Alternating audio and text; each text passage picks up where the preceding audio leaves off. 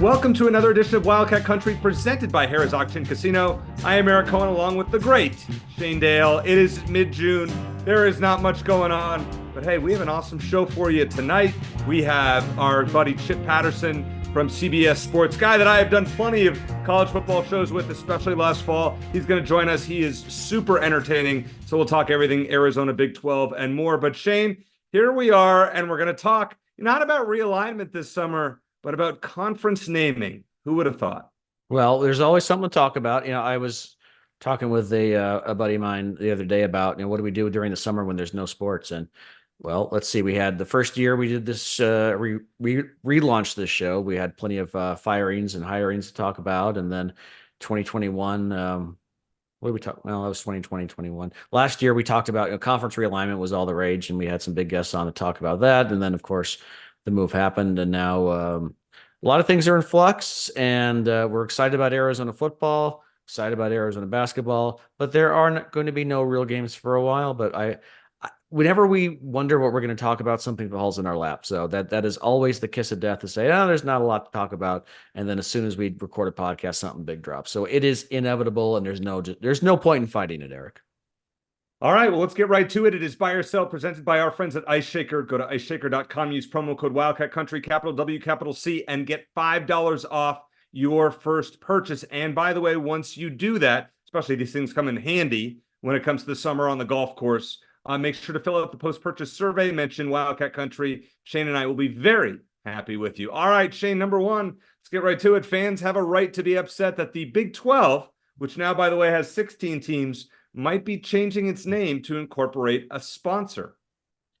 Well, first of all, I will never tell anyone what they're allowed or not allowed to be upset about. I think people are getting tired of all the money in college sports. Not like there wasn't a bunch before the transfer portal and before NIL. So if you're not happy about it, I completely understand, especially because people are still in mourning about the Pac-12 and maybe in a little bit of denial that that's moved on. And then you're going not only that, but maybe you're the first conference that's named by after a corporate sponsor. I will say this, because we're looking at, I guess Allstate is looks like they'll be the sponsor of the Big 12 if that happens.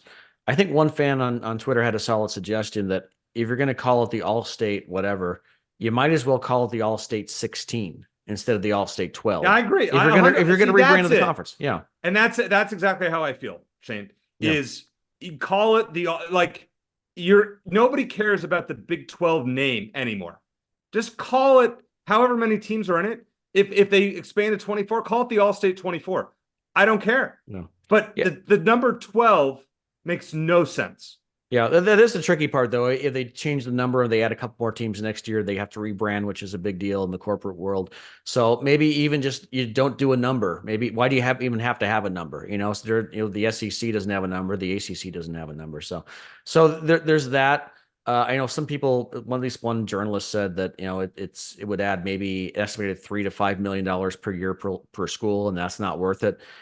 That's enough to fund at least one small program and at any university, maybe more than one. So don't discount that, especially for the financial shape that the University of Arizona is in.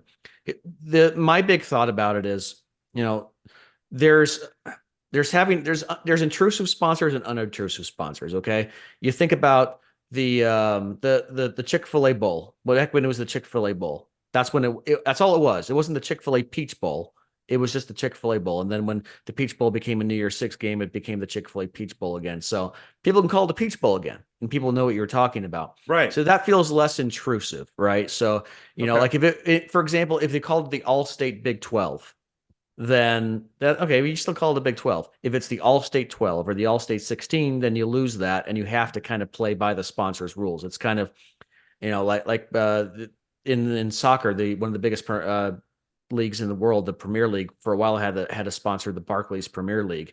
Well, it was still the Premier League, and people still called it that. If you call it the Barclays League, that would be a whole different thing. So I think that's when you might get some blowback. I think a lot of fans are like, "Oh, the All-State Big 12, yeah, that's fine." It's like the Dr. Pepper Big 12 championship game. So what?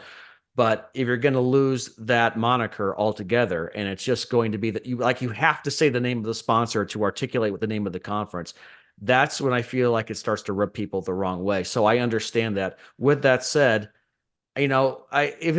I'd feel more strongly about it, Eric, if it was the Pac-12, because we have a lot of passionate feelings about the Pac-12. We don't even know the Big 12 yet. Okay. We haven't even really been on the first date with the Big 12. So renaming it from my perspective isn't as big a deal as like someone maybe from Oklahoma State or one of the Texas schools who's played in that conference for a long time. So I don't have as much an emotional attachment to it as a lot of fans might. Shane, I don't care what it's called. I talked to a buddy last week who was really upset and said it makes Arizona and the other teams in the conference look small time. I don't care. I mean, is it wrong? But You how? could call it the Wildcat Country 16. I I think that's a don't great care. name. It sure it is. It's not the Big Ten. It's not the SEC. And if I mean the ACC means nothing now. It has Cal and Stanford and SMU, Yeah. who are so far from the Atlantic Coast Conference. And we'll talk about this with Chip, who lives in North Carolina and ACC country. Yeah. Like at this point, it doesn't, the conference names don't really matter. Who cares? Just get the extra revenue. And as you've said, Shane, for a long time, it's time that Arizona needs to sell these naming rights to Arizona Stadium. You could call it whatever. I don't care. I'm going to go to the game, and I'm still going to call it Arizona Stadium in perpetuity. And you are too. Yeah, that's what I wrote a column in the Daily Wildcat about this over 20 years ago. It's like when we talk about like we're going to the game, hey, I'll meet you at the stadium. I'll meet you at the football stadium. No one even calls it Arizona Stadium. They just call it the stadium, right? Yep. And that's how it is for most places. So unless it's named after someone like McHale Center, I wouldn't touch. Nope. But Arizona Stadium is the most generic name for a football stadium in the history of mankind. But I know that's not what we're talking about. But that I also feel like that seems less intrusive than renaming a conference. So I sympathize with people, especially those who have been with the Big 12 for a long time, and for those Arizona and other members of the Pac-12, former members who are joining the Big 12, for feeling like, okay, we've been here like a minute and we've already lost the name.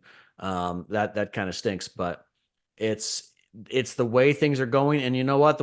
Speaking of the way things are going, Eric, who knows how long the Big 12 is going to be around either. We could see a couple of super conferences in a few years anyway. So this whole thing can be moot in a few years anyway. Yeah, you know what, Shane? I really like what Brett Yormark is doing, though. I think he is a proactive commissioner. And I'll tell you what, if Larry Scott had been just like Brett, the Pac-12 would be thriving today with Texas, Oklahoma, a conference of 14 or maybe even 16, and would be doing great. And with a network that was televised on DirecTV.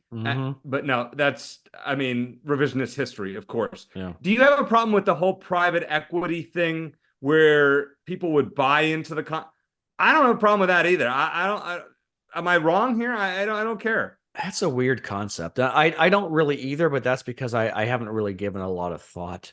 No, I don't think so. I don't think that's necessarily a bad thing, but I mean, like anyone, just big picture, anyone decrying, money in college sports hasn't been paying attention. I mean, this is the direction that things have been going for a long time. NIL concerns me more than anything, even though I think that players should be allowed to make money off their name, image, and likeness. We saw, was it at Texas where they had all these Lamborghinis out in front of, it's essentially become pro sports in that way. That to me, that I feel, I guess you could say, dirtier about than any of the naming rights stuff. The NIL stuff, it's just, it's like wink, wink, we're going to get you a sponsorship. It's like basically that we're paying players through, funneling it through these intermediate. So that I'm more concerned about, and I guess makes me a little less passionate, maybe just a little less as a college sports fan than anything else, including renaming the conferences with a corporate sponsor. Do you view this current conference alignment as a stepping stone for Arizona and ASU? Or do you think that, do you feel that this is their ultimate destination? Or do you think that maybe there are greater things possible down the road? I don't know if you call them greater. I think everything's still in flux. I think you're going to see more consolidation. I think eventually you could get to two super conferences, just like you see we're going the way of pro sports. So why wouldn't you have eventually the, like the NFC and AFC in football, or the Western and Eastern Conference in basketball and hockey? I think that's the direction it's going. I think eventually the Big 12 might be absorbed by the Big 10, and the ACC might be absorbed by the SEC. I don't know all the ins and outs and all the the contracts involved. So I'm not the best person to speak to that, but I do think that 5, 10 years down the road, we could be looking, and maybe even sooner than that, we could be looking at even more realignments. And hopefully, my hope is that Arizona's along for the ride and doesn't get left out in the cold like Oregon State and Washington State already have. So, is it, and this is not on the, this is definitely not on the rundown. I know this is a weird concept, and it's probably going to piss some people off when I say this. Is it better that ASU, if Arizona wants to move up in conferences, is it better that ASU is actually halfway decent with their athletic programs as compared to missing the postseason in the 5 biggest sports? Yes. Now, I know Arizona fans aren't going to like that, but yes, Nope. I think it behooves everyone when more teams are better. I mean, obviously in conference play, there's only so many wins to go around, but in non-conference, yes, I think that the better that both the Arizona schools are, the better that it's going to be for both programs. I don't think one's necessarily dependent on the other. And if anything, we saw that it looks like ASU is kind of following whatever Arizona does. But I do think that not just for the excitement of the games, because I'm not in the business of rooting for ASU football on a weekly basis, but I do see value in both teams having winning records when they play each other. It's very rare that both teams are good at the same time. And I think there can be value in that in terms of the conference and in terms of exposure for the conference and in terms of potential realignment going forward as well. All right, can we put this to bed? Once again, I've been asked this question by multiple people who listen to the show. Is Shane an ASU fan? What? I'm serious. Okay, listen, I don't dislike ASU. I actually grew up in the Valley, and I kind of was one of those weird people who rooted for both schools. So I didn't have a dog in the fight. When I went to Tucson, that changed. And I was able to write a couple fair and balanced books, and I was able to kind of take my red and blue goggles off long enough to do that. And based on the reviews I got, I think I did a pretty good job of it. Sure. But no, I'm not put it this way. I don't despise ASU. I mean, I'm married to a 2-time ASU grad. I have plenty of ASU friends and family. But when they play each other, I want to beat ASU as badly as anyone.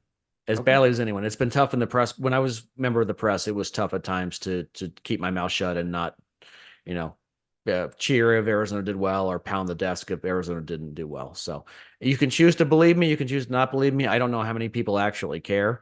But that's where I'm at. I'm not a hater. I think they do. Go ahead. I think people just want, like, I've had people, well, Shane doesn't hate ASU. Like, listen, I grew up in the Valley. I was like, I was bitter at Arizona. So here's my story. I was bitter at Arizona. My parents went to the University of Miami. So I was bitter about the 94 Fiesta Bowl, which now is a sense of pride for Arizona football. Sure. And so I didn't like Arizona for the majority of my childhood. As soon as I decided to go there, it flipped a switch. And you see, I mean, how many sporting events the two of us have gone to or covered and have done this podcast for 210 plus episodes. Obviously, we care enough. I despise ASU. I hope they lose everything. Now, I asked that question, because I think that, if they are better, it could help Arizona if they want to move up. If they don't want to move up and the Big 12 is the ultimate destination, I hope ASU goes into a 100-year losing cycle. Their fans are annoying. I'm sick of going into the stadium. My buddies who are ASU fans, like the one I made a bet with, that, who was going to be better this year, and if ASU was going to win ASU, I hope ASU wins one game, if that. I hope they go 0-12. I got it. Well, last thing I'll say about it is my most recent book. I interviewed Mike Bercovici, who all ASU fans, especially Arizona fans remember him from the guy that Scooby Wright almost ripped his head off in the 2014 game. But he hates Arizona as much as any ASU fan. And I asked him, like I asked a lot of people for the last question, would you rather that Arizona be good every year, so it's a bigger game when they play each other, or would you rather Arizona lose every game? And I've never heard anyone struggle with a question so much. He went back and, I think I still have the recording somewhere. He went back and forth for like a minute and eventually said, no, I can't do it. I hate them. I don't want to see them win a single game. I think that's probably where most Arizona fans are too. And that's fine. It makes for a fun rivalry. It's not necessarily how I feel. I don't go rooting for them, but there are some people whose days are ruined, some Arizona fans whose days are ruined if ASU wins in anything. And I don't fall in that category. Fair enough. I know a buddy. I have a buddy like that. And I don't know if he's listening to this podcast, who will be more excited when ASU loses a game that they should win than when Arizona wins a game that they should win. How There about are that? some. We talked about the one last week, the guy in the ASU message board who went on this long rant about Right. why Krosky Merritt shouldn't be allowed to play at Arizona. It's like, who cares? But We obviously he went off does. on a tangent. Yeah, we went off on a tangent there. Sorry, I That was just, fun. That was fun. well, we're getting into that. All right. Number two, whatever number this is, Yeah. Arizona's running back room this year is better than their running back room last year.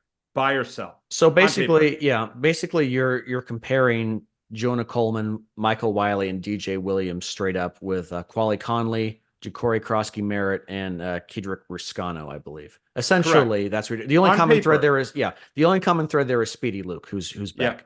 Yeah. I would take that first group on paper, just because. Well, and I guess not necessarily so much on paper, but just based on what I've seen at Arizona.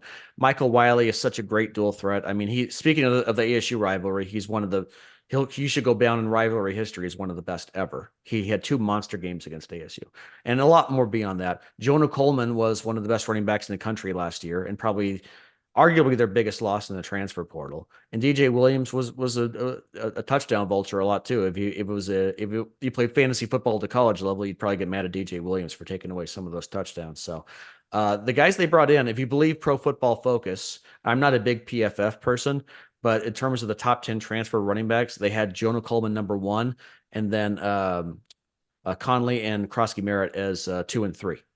So that's great. And I look at the numbers. I think that the running back room, I'm not concerned about the running back room, put it that way. I think the depth is there now. I feel good about it. But if you're asking me, would I take this year or last year? I'd probably lean last year. And maybe that's just me being biased because I actually saw them in Arizona uniforms and I love Michael Wiley and what he did for Arizona over he rode with them through awful times and then helped lead them to a 10-win season. So and then Jonah Coleman will average over 7 yards a carry. You can't say enough good things about him, and he'll be missed. So I would take that room over this year's room, but I have the right to be a complete hypocrite and change my mind in September. I would agree 100% with you. I think on paper, just what we saw, and Coleman really was a good player. I think the depth is solid. DJ Williams was solid last year, don't get me wrong, and Wiley was great at times. I mean, against ASU in the last two Territorial Cup wins, I mean, he was phenomenal. Yep. But yeah, I don't think you could say. I know you put out on Wildcat Country, there was a thing that PFFU talked about where they ranked Jonah Coleman as the number one transfer running back, and Arizona's guys is 2 and 3.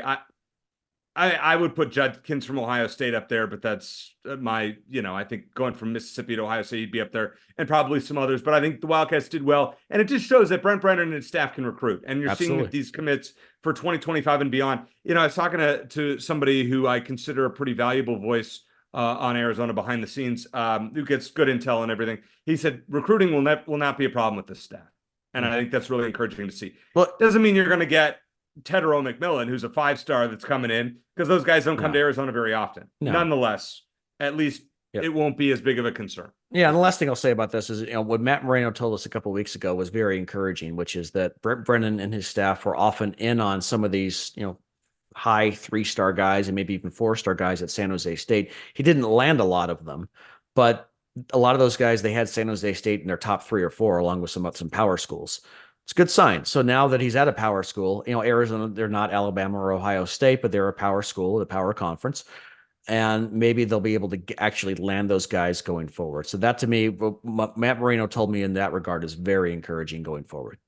All right, number 3, Shane, this one should be fairly quick. If I told you that Arizona football would go 8-4 and Arizona basketball would lose 10 or more games, but make at least the Sweet 16 again, would you view the 2024-25 sports year as a failure or a success? Well, that the at least is the big, like the ellipsis. All right, let's say they made the Sweet 16. Yeah, they lost the Sweet, but they were not favored like they have been. They were a mid-seed and lost in the Sweet 16. I would sell that. Yeah, I think the 8-4 in football, I would probably take almost every single year, even coming off a 10-win season. Basketball, these guys got to get their asses back to the Final Four.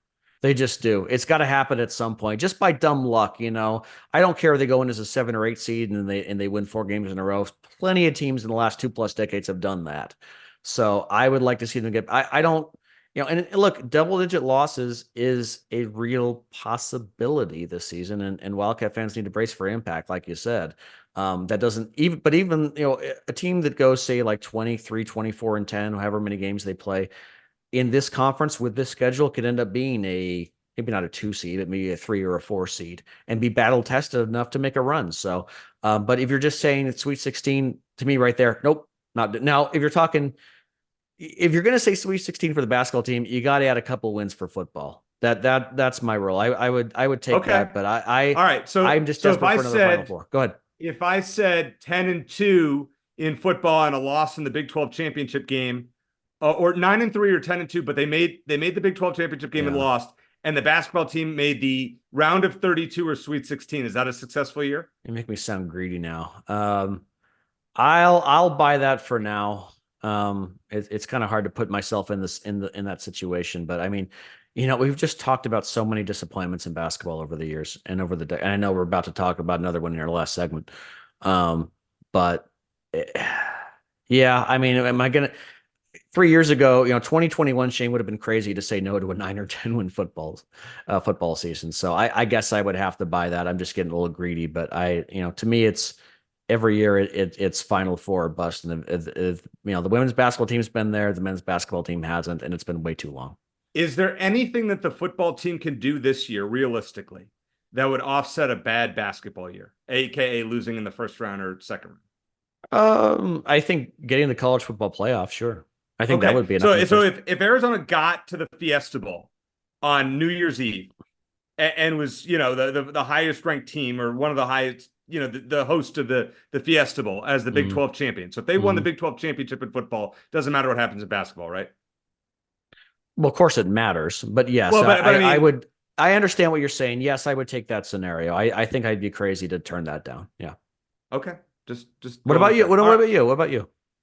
I think it comes down to basketball. Honestly, yeah. I think whatever happened, unless football were to make to get to the Final 8, I think basketball has to, anything short of the Elite 8 in basketball, be a pretty yeah. Tough the thing is, though, if they're going to lose in the Elite 8, they might as well lose sooner, as far as I'm concerned. No, I understand. I'm just saying it would be a tough pill to swallow. Yeah, I agree. That one would hurt. Okay. Yeah. All right. Coming up next, our buddy Chip Patterson. But first, it's coming near the end of the month. And I think we all always kind of talk about, like, you ready to get a new car? Like, do you want to get a new car? You can win one. And how would you do that? Well, you'd go to Harrah's Auction Casino. Because, hey, Wildcat fans, if you want to win a brand new car, it's time to play for your chance to drive one away. Harrah's Auction Casino is celebrating its 30th anniversary with the Win Your Wheels giveaway. This is your chance every month to win a new car. Just play your favorite slots at Harrah's Auction in Maricopa using your Caesars Rewards card on the last Saturday of each month. So I believe that'd be the 29th to win your wheels. The more you play, the more entries you'll receive. Harrah's Auction, play for all. Need to have our buddy Mike Kintner on one of these weeks. Catch up with him. I keep saying that, but we need to make that happen. It's the summer. I know he's traveling all over the place, but catch up, see what's going on over there at Harrah's Auction Casino. But hey, they're giving away a car. It'd be nice if one of our listeners got it. I mean, But anyways, coming up next, our buddy Chip Patterson here on Wildcat Country.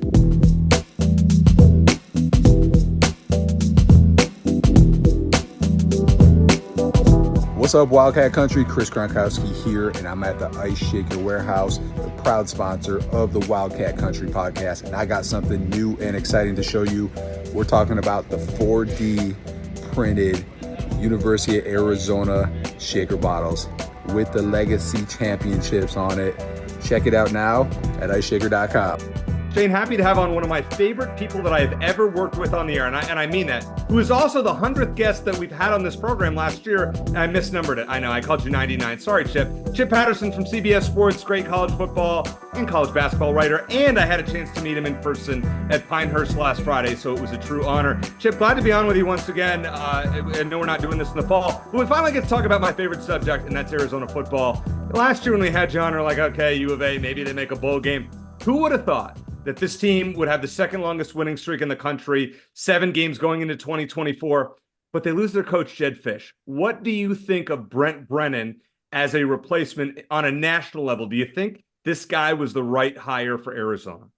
Ooh, difficult position for U of A, because it is not the kind of coaching hire that you've been planning for 6 weeks when a coach is on the hot seat and you're doing all your back channeling and you're already in some of these situations advancing to contract negotiations, right? I mean, not officially, again, back channels, search firms, you're just testing the water, putting it out there. But for a school, for an administration, for everyone across the board involved in the decision-making process, the toughest hire to make is the hire right after your coach leaves for another job.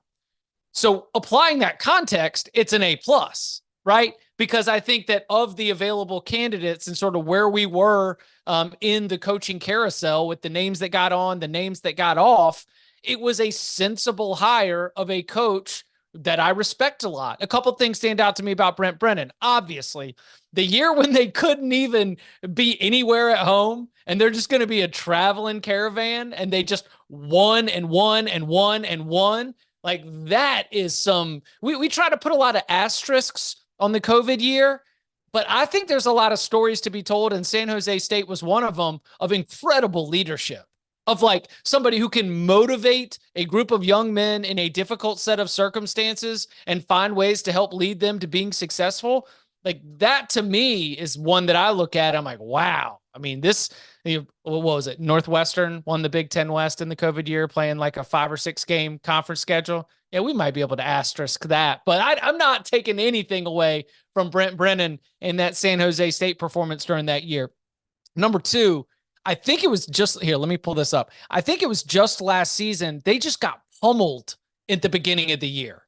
And you look up at the end and they've run off 7 wins in 8 games and they've gotten themselves right, in the thick or the top of the Mountain West Conference. And so you just saw a fearlessness from a scheduling perspective. They go out there, they get beat by USC, they get beat by Oregon State, tough loss to Toledo. You take a couple early conference losses and then 1, 2, 3, 4, 5, 6 wins in a row to close out the regular season.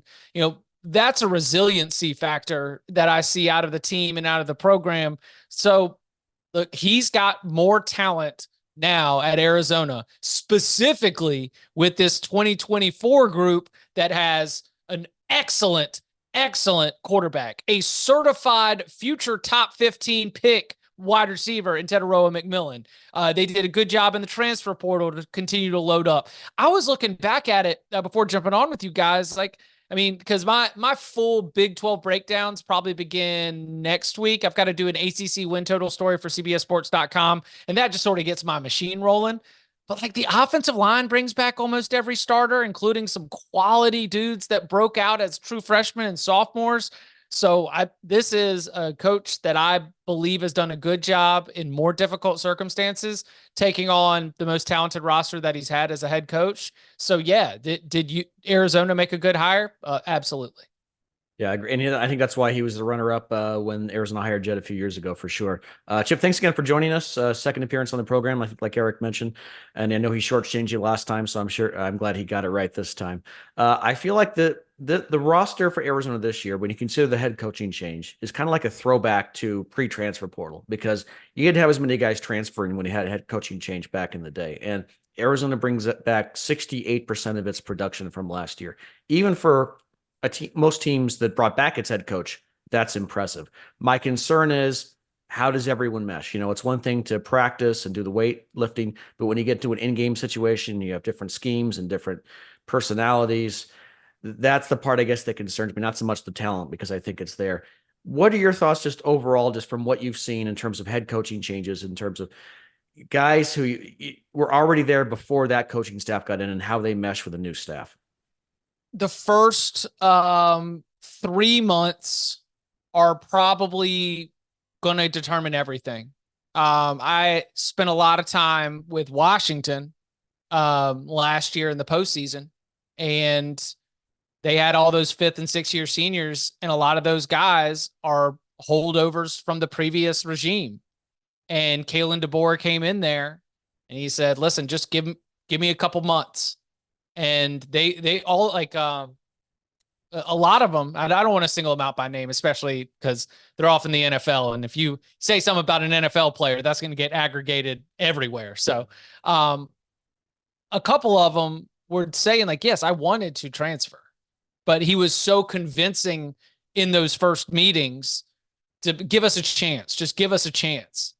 And that's where it's not just the fact that you got the commitments from, Fafita and McMillan and many, many others early, but when the spring window happened, they could have left then, right? I mean, there was an opportunity where you could have said, I went through spring practice, I saw what the coach was all about, and I'm gone. So the fact that that didn't happen, I think is encouraging. Agree 100%. I know you said you're working on Big 12 preview or whatever the conference is going to be called in the next couple of weeks. Eric, I think asked this question last week with our guest there. Best case, worst case scenario, realistically for Arizona going into the season. What do you think? I mean, best case is winning the Big 12. I don't think there's any question. Yeah, dude, EC. What about that would make your eyes bulge? Arizona winning a conference just doesn't happen in football. Well, they were talking about the Allstate Mayhem 12 here. Okay. This is a different league. This is a league that on the Cover 3 podcast, we lovingly will refer to as the random number generator, that every single game is going to be a spread of less than a touchdown, that because of the nature of a lot of these teams and a lot of these offenses, there's going to be a lot of plays, which means there's variance and means there's some crazy stuff that could happen. Your ability to, as a team, ride that roller coaster and come out on top is going to be something that's going to be of the utmost importance. But when I'm thinking about it, I'm like, okay, what is your strong argument for a big certified Big 12 favorite? You say Utah, fine. Well, you're also betting on Cam Rising and his health and his knees. And like Utah's floor is incredibly high, but I don't think that you can say that they should be number one with a bullet. Okay, you're going to go with Kansas State. Is Kansas State that much markedly better than Arizona? No. Okay, you're going to go with Kansas. Like, I love what Lance Leipold's done. But again, same situation as Utah, Jalen Daniels' health. Like, that's really what you're riding your Kansas bet. Oh yeah. By the way, they're not going to play home games. They're playing in an MLS stadium for half their home games, playing in Arrowhead Stadium for half their home games. So, something I didn't realize that. Yeah, something to keep in mind when the Jayhawks are doing a home game. So literally it will be in another state, right? Kansas City's in Missouri, right? One of them is. Last time, there are two Kansas Cities, technically. But Arrowhead Stadium's in Missouri. Yes. Right? Yeah. Okay. So they're the university, or Kansas University, is literally leaving the state for a home game a couple times this year. Silly. So I don't know. If y'all have got another Big 12, Oklahoma State, sure, just because I would give Oklahoma State a chance if Mike Gundy had the three of us and 9 traffic cops. Like, he's just going to get out there and figure out a way to win Big 12 football games. He doesn't. He has Ollie Gordon, one of the best running backs in the country. Brendan Presley is a very good wide receiver. They do bring back a lot. Now, I am bullish on Oklahoma State, but all of that is to say, like, I've given you all the positive things about these non-Arizona teams, and I can't say for sure that any of them deserve to be well ahead of Arizona. So what is the best case scenario? The best case scenario is you're winning the Big 12, you're making the college football playoff. The worst case scenario is that you go 5-7. I mean, wow. With injuries, yeah. If Fafita gets hurt, behind him, Braden Dorman is not very good, supposedly, thus far. I hope he gets better, but I hear that basically there's no depth behind him. You've got one guy who came with Brent from San Jose State. I don't know anything about him, but I mean, you hope that if in the same situation as, that you saw Kalen DeBoer brought a guy named Austin Mack from Washington, and everyone's like, ooh, should we look out for Austin Mack? I don't know, maybe, but Jalen Milroe was pretty daggum awesome, being an SEC champion last year. So, I'm just going to put him in that position, QB1, until told otherwise. So, worst case scenario being 5-7 also has to do with the random number generator. You could have a 5-7 season where you're like, guys, we played 8 one-score games. We just had all these bounces go wrong. Arizona's had plenty of those years. Yeah, I mean, it's absolutely possible. Look, I think saying 5-7 is a worst case scenario. And I mean, like, our pets' heads are falling off, worst case scenario. Like, I think that is a decent spot to be in terms of going into the year. From where we were 3 years ago, 100%, yes. All right. So, Chip, we have 5 road games for the Wildcats this year. Actually, 5 road games. You have at Kansas State on a Friday night in a non-conference game. 2 weeks later, after a bye week, it's at Utah. 2 weeks after that, it's at BYU. Then you're at UCF and at TCU. What are the 2 most winnable games to you of those 5? The TCU game and either UCF or BYU, I'm guessing. BYU. Yeah. Yeah. I mean, those are tough games. Like, we haven't played these teams other than Utah. So we don't know what to expect. Like, we haven't seen TCU on Arizona's campus in I don't know how long. We've never seen UCF. Like, I've watched. How long has it been since Arizona's played a game that far east? LSU. It's been a long time. In 2005, when Willie Tuitama got knocked into 2 years from that. I don't know. I'm just throwing that out there. All right. So we kind of don't know the conference. So Arizona dodges Kansas on their schedule. They dodge Oklahoma State, which is a good thing. If you think as far as Noah Fafita and Teteroa McMillan, they have an improved running back room, which Shane and I talked about earlier in the season. Like, is it a disappointment for Arizona fans if they go 8-4 and make a decent bowl game? Because I think a lot of people would view that, and I kind of view it as this would be a great year. I'd be thrilled. I do not think that would be a disappointment. I just think you're going to find, and this is, EC, we do so much work on the early edge and talking about college football. I just think you're going to find when these point spreads start coming out, you're just going to be like, daggum, everything's going to be a sweat here. Going to play UCF is going to be a very, very good football team. I mean, what you just think about Gus Malzahn and when he's at his best, and when he's at his best is when he's got a quarterback that can run, and he's got KJ Jefferson with grown man strength coming in there to be a battering ram. They've got a running back named RJ Harvey, who I think is fantastic and might be one of the best running backs in the conference other than Ollie Gordon. And I think that they've got another running back and a guy named Penny Boone, who played for Toledo last year and was one of the best players in the MAC. Like, or maybe Penny Boone was at Miami of Ohio. He definitely came from the MAC though. But there's a view of UCF that's like, Gus Malzahn's got enough toys to run that gimmicky offense and really be productive. Like the Auburn team that had Kerryon Johnson, remember that beat Georgia and Alabama in like 3-week stretch in the month of November, beat the number 1 team 2 times in a month.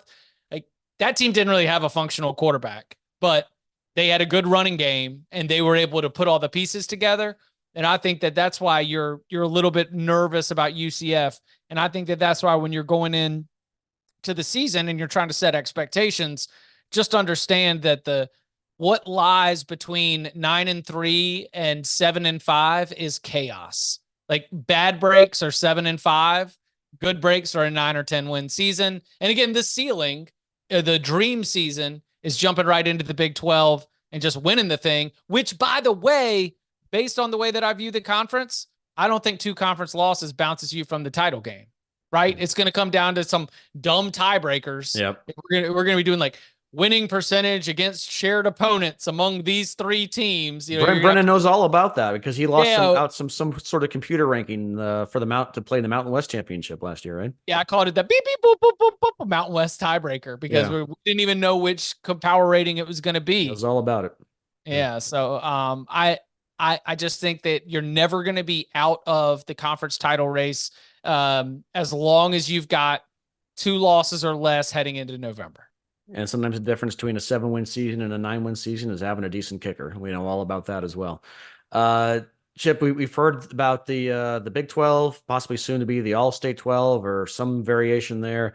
Your thoughts on that? And is this a precursor of what is to come nationwide? Interestingly enough, I am more in on using your conference the way that schools use stadiums when it comes to naming rights than I am with selling ownership of a conference. The idea of bringing in decision makers that are not from college athletics and not from college sports, because college sports is emotional. College sports does not work in any of the financial models.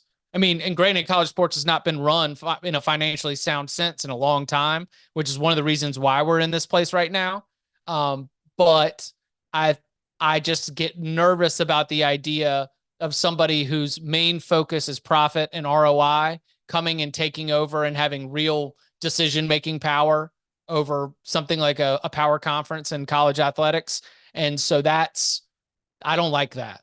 But if you want to look, the Big 12 ain't the Big 12 anymore. So sure, call it whatever you want. And if that's going to lead to hundreds of millions of dollars for the school, sure. And that's why I keep saying stadium naming rights, because I'm with you. Before it was Hard Rock Stadium, it was Sun Life Stadium. And before it was Sun Life Stadium, it was a stadium named after a Jimmy Buffett beer. You know, it was Land Shark Stadium there for a little bit. And you know what?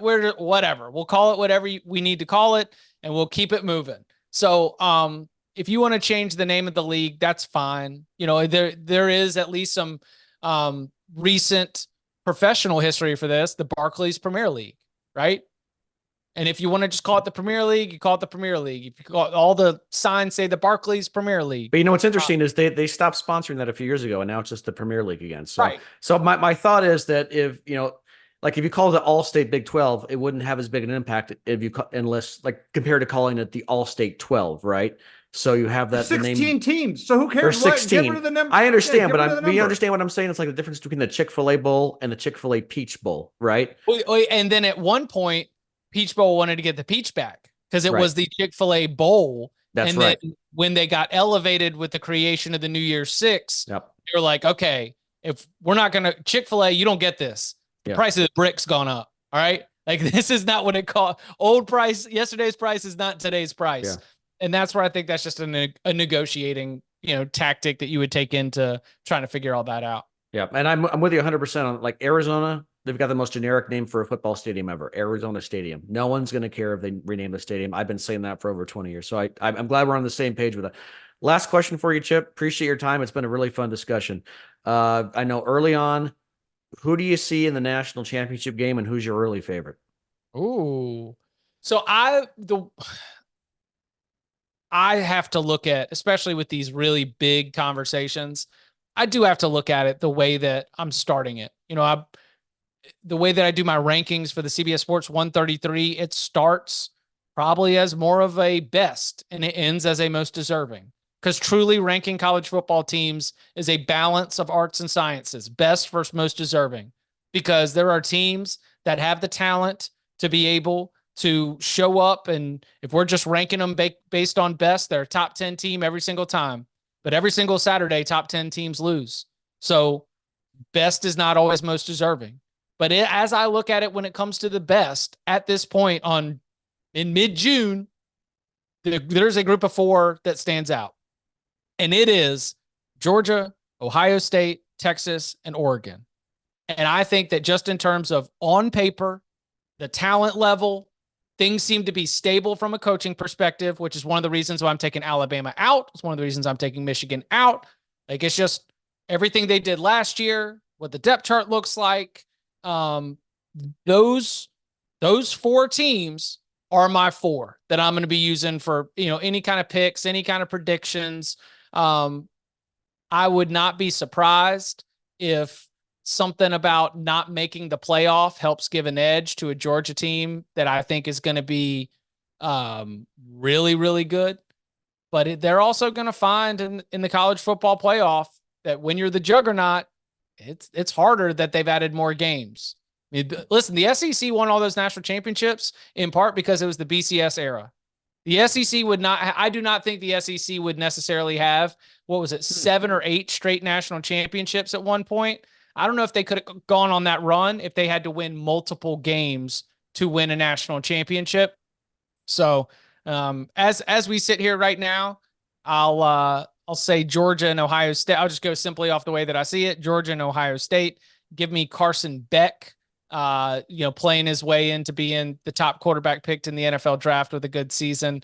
But any one of those four, like I'm basically slowing myself down from getting too hyped about Oregon or too hyped about Texas because they are joining a new conference. And you could also see it going the other way where top 5 expectations end in a very disappointing 8-4 season, just because, look, for Texas, it's a step up in competition, undoubtedly.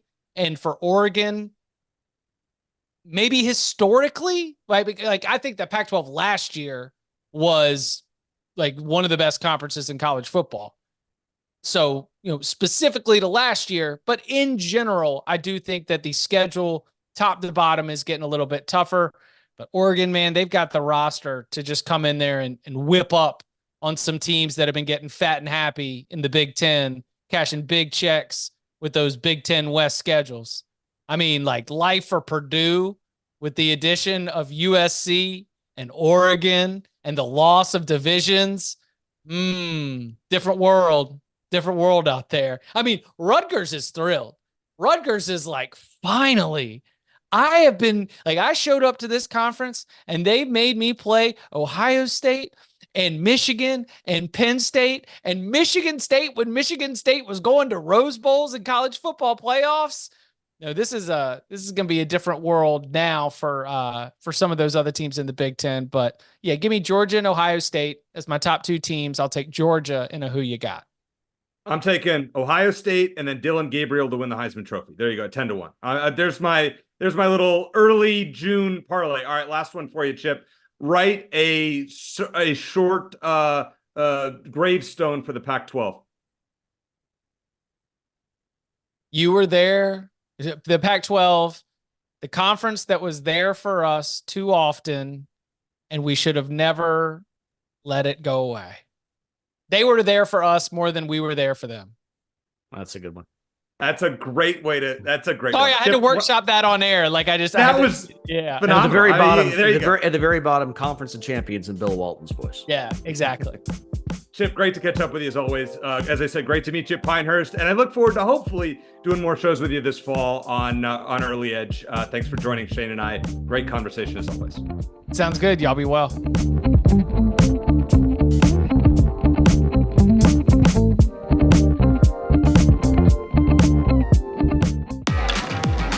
Discover more Play for All at Harrah's Auction Casino. Hi, folks. Here are your drinks. Where having fun means racking up reward credits with the Caesars Rewards loyalty program that can be redeemed for food, free play, hotel stays, and more.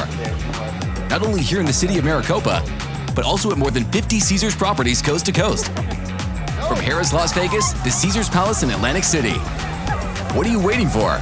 Play for All at Harrah's Auction Casino, the official sponsor of Play. That was a lot of fun catching up with Chip. He is always one who is entertaining, to say the least. Shane, before we get into our favorite sports memories, I'm not sure this is the right year to do that. Tell us about our friends at Autograph. Yeah, so you can find, if you haven't already, and a lot of people already have, and we appreciate it, you can find the Wildcat Country podcast on the Autograph app, which was founded by a professional football player of note named Tom Brady. And the whole idea of Autograph is to reward college football fans simply for being fans. All you got to do, you download the Autograph app, subscribe to the Arizona channel using referral code Wildcat Country. That's one word, all lowercase, Wildcat Country. And you're going to find all the Arizona related media content you already consume all in one place, one consolidated place, including the crown jewel, which being the Wildcat Country podcast. And for every story you read, every podcast episode you download, you'll accrue points that you can use to buy some really cool stuff. So definitely check us out on Autograph. Subscribe to the Arizona channel using the Wildcat Country code. You're going to help us out. You're going to help yourself out. And we think you're really going to like the app and getting all of your Arizona Wildcats news, including us, all in one spot. All right. The wheel came up with a year. I don't know where to go with this one, Shane. 2013, 2014. I mean, we talk about good favorite sports memories. I mean, I think there's one that stands out to me. And it's a game. Were you at this? Were you at that Oregon game on November 23rd? I had the opportunity, and I said, you know what, it looked like it might be some bad weather. So I did not go, and I'm still kicking myself over it, but I did enjoy watching the game and like with my mouth wide open the whole time, not believing what I was watching. It was number 5 Oregon came in. Marcus Mariota the year before he won the Heisman Trophy. Arizona walked out with a win of 42-16. So the crazy thing about that game, and I've said this on this show multiple times before, it's the only game I've ever been to where the crowd got bigger as the game went along. And I have pictures on my phone from that day because it was raining. And I remember it stopped right before the game started. And then the crowd, like by the end of the game, I think it's, if you go to my Twitter page, the cover photo is from that game. Yeah. It's like most Arizona football games in reverse, essentially. Right. But yeah, it was, a lot of times in those games, like the recipe for an upset is one crazy play early in the game like that. And that iconic play when Shaq Richardson saved the ball from going out of bounds, flipped it to our guy Scooby Wright. And I know Scooby still gets crap from his teammates about not returning that for a touchdown. But that set up a touchdown. Arizona went ahead early, and everything just went right, and everything went horribly wrong for Oregon that day. It was amazing, and it was a great way to cap off at least the home schedule. We won't talk about the game after that. Senior day at Arizona, and a year that BJ Denker was kind of in that role just for that 1 year, and did as good a job as he probably could have done. And they had a lot of good individual defensive players on that team, and despite some of the defensive efforts. Scooby, that was his freshman year before his big breakout year. Shaq Richardson, Jake Fisher led the team in tackles. Marquise Flowers had, I looked it up, had 11.5 tackles for loss that year. And then of course, Kadeem Carey had a phenomenal season as well. So you don't count that last game in Tempe. There were a lot of positives from that year, including the Advocare V100 Bowl, which we're talking about bowl sponsors is typically called the Independence Bowl, but that year we got a special fun-filled name that nobody remembers except me. And Arizona won 42-19, so that was a good thing. Yep. Okay, fine. That ASU game that on November 30th was so bad at 58-21. My buddy Steve, who inevitably is listening to this podcast, is the biggest BJ Denker fan out there. Always has been. Saw him give BJ Denker a bro hug one year at the Phoenix Open. Vanilla BJ Vic. Denker could be standing over there, I wouldn't recognize him. I mean, honestly. So, would you? You probably interviewed him for your book, no? I did. But I've never met him in person, so I probably do like a double take. Is that BJ Denker? I wouldn't. There's no chance that I would recognize. I do respect, but I'm not his biggest fan, but I do definitely respect Vanilla Vic. So I did too. He was great for 1 year, and in the Rich Rod system made plenty of sense. All right, basketball started out great. They were 21-0. They lost. Brandon Ashley got hurt on my birthday, February 1st, 2014. And then that was their first loss. Then I was there 13 days later for the ASU game where they lost in double overtime. Mm-hmm. And so they're 30-4 going to the tournament. They get past San Diego State in the Sweet 16. And Shane, March 29th, 2014 is a day that will live in Arizona infamy, in my opinion. That year was probably the biggest what if during the Sean Miller era. Arizona opens the year 21-0. They're number 1 in the country. And then Brandon Ashley goes down with that season-ending injury, the foot injury at Cal, and then insult to injury. They lose the game, I think, on the last second shot. And even with that, they came painfully close once again to reaching the Final Four. I don't want to relive all that. You all remember it. But that team was maybe, and I don't say this lightly, but maybe the best defensive team in the modern era of Arizona basketball. They allowed more than 70 points in the game just twice that season, both to UCLA, 75 points both times. The problem was they'd go on some long scoring droughts. Their offense didn't always match it, even though they had TJ McConnell and Aaron Gordon obviously was great defensively, but they just weren't able to survive some of those games because of, just because of their defense, and it wasn't quite enough against Wisconsin in the Elite Eight, where the game was in the 60s in overtime. That tells you what kind of team Arizona was, especially without Brandon Ashley that season. Yeah, that one still stings though. That's the ultimate in what if teams when it comes to Arizona and Sean Miller. Yep. If Brandon Ashley had stayed healthy and hadn't broken his foot, that team is probably a national champion or pretty darn close. Yeah. That was a complete team. Yeah, and you know what? But you know what's crazy though is you could potentially say that about the 2011 team as well. They kind of came out of nowhere, but they get past UConn. Their road to the championship will look pretty clean. So usually these things balance out, and maybe one day it will for Arizona. It just hasn't yet. That's why I talk about getting back to a Final Four. That's kind of become our I don't know, our albatross hanging over our neck or whatever metaphor I'm trying to think of, but we'll get back there eventually, and maybe it'll be next season, but we'll have to wait and see. Well, sorry for the painful memories, but hey, it's been a great show. It's been fun. Thanks for the great discussion, even on a middling, June week where not much is going on, but always fun to catch up. Thanks to Chip Patterson for joining us. For Shane Dale, I'm Eric Cohen. Thanks for listening, and as always, bear down.